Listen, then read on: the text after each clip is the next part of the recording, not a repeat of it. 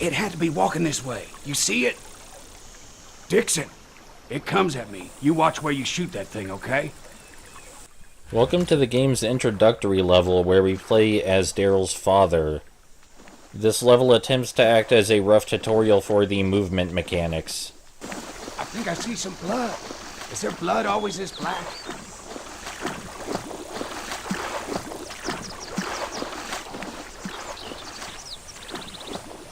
There's Buck up ahead. He's signaling. Cut through the trees to see what he wants.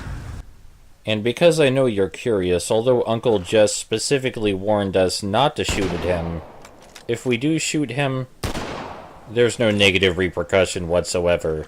In fact, even though we're hunting, we can be as loud as we want, and also fire at Buck. I didn't crouch down, so I might have made too much noise. Best you crouch to keep quiet. So Buck specifically stressed that we should be quiet. Not make any loud noises. Something that might startle the prey, you know? In case you can't tell, we can be as noisy as we want. We don't have to sneak at all. But the game is attempting to teach us that we may crouch to be quieter, if we choose.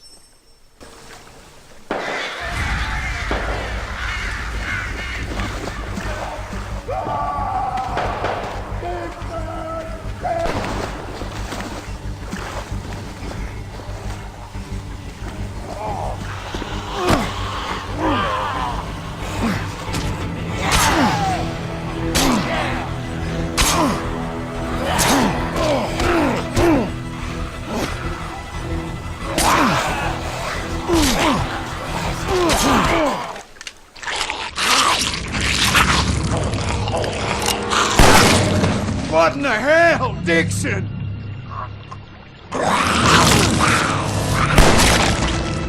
Oh, Dix, no, man. Help me!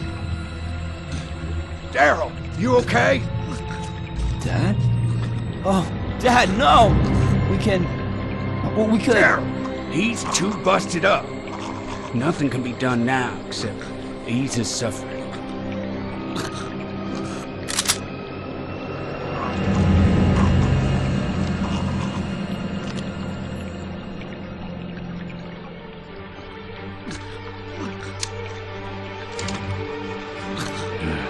Sorry, brother.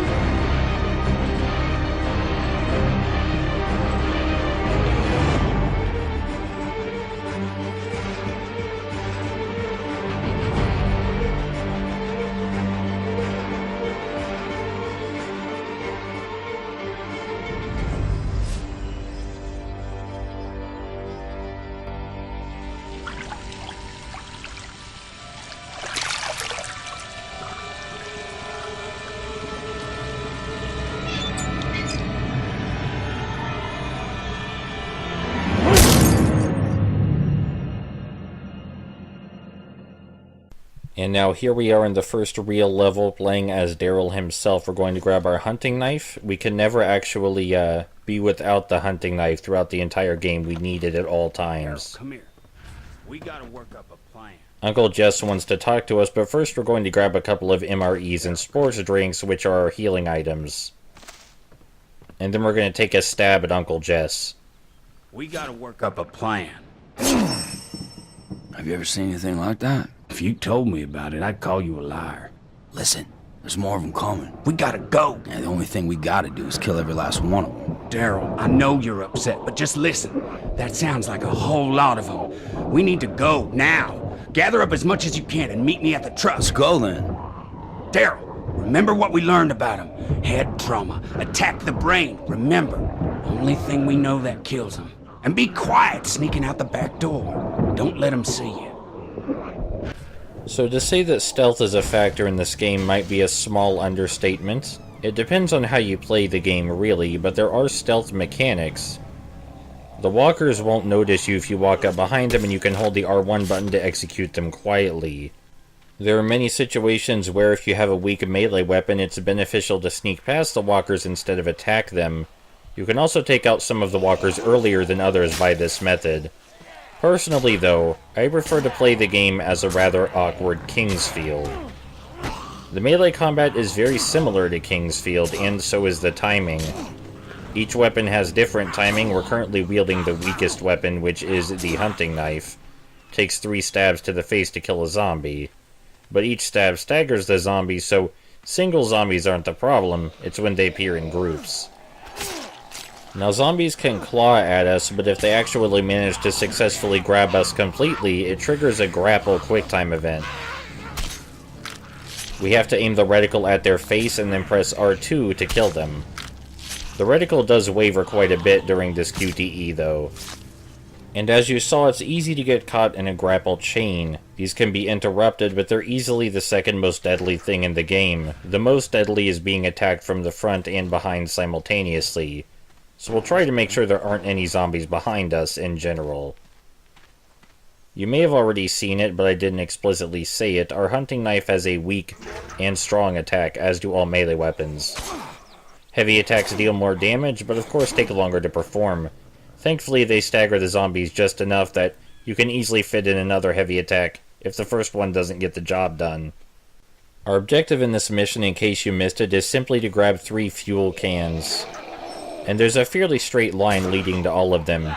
You may have noticed there was a hunting rifle next to that last fuel can, and we decided not to grab it. That's because we're not going to be using any ranged weaponry in this game until near the very end. Ranged weaponry has some massive downsides that are not at all worth the extra firepower.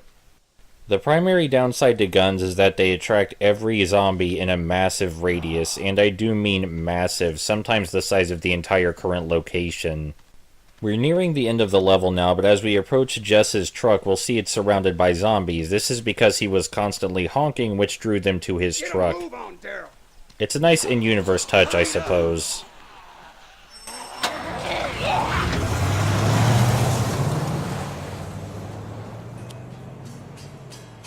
Now we're introduced to one of the more interesting mechanics of the map, where we can choose our next location and which roads we take to get there. These locations act as branching story paths, but we only have access to one right now. And for road types, we're always going to be choosing highways. They take the least fuel and get us there the fastest. Not a damn thing. My phone ain't working either. Hey, about your dad? I don't know what to say about it. Then don't. Leave it be. And we gotta tell Merle what happened. Yeah, I suppose we do. But we ought to warn people first. What? Go to the cops? Please. We gotta go get Merle. Merle, he's just not right. What you say to me, old man? Merle's 10 times the man you are. All right. Just seems you boys turn hay into shit when you're together.